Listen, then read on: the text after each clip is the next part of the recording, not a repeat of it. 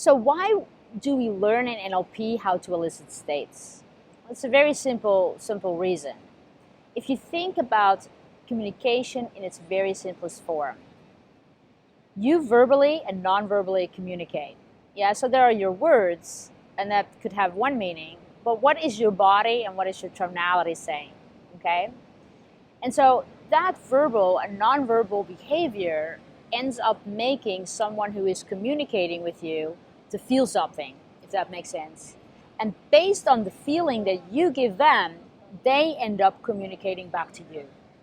The problem is that most people are not aware that you're making people feel something the moment that you open your mouth, the moment that you use your body, the moment that you walk in, your nonverbal expression.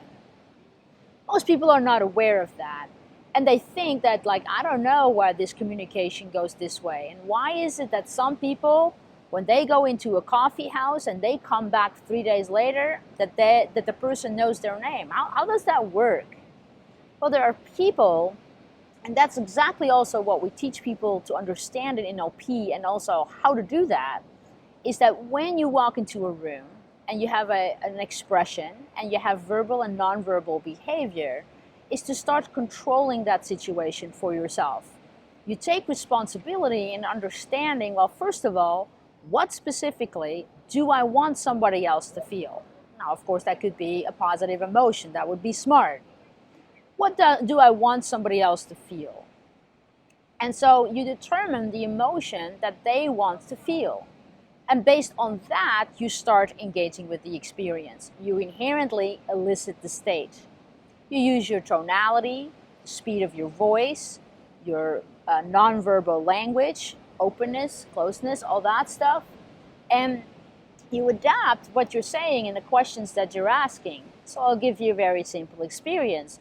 You could go, when you go have coffee, you could walk in and smile and have an open body posture and say, how are you doing? Ask the person behind the counter a question. If it's not busy, start a conversation. If it is busy, just say, wow, it's busy. I notice how hard you're working. Everybody likes to be complimented. Everybody wants to be seen, especially in places where people are just working hard and not really seen or appreciated.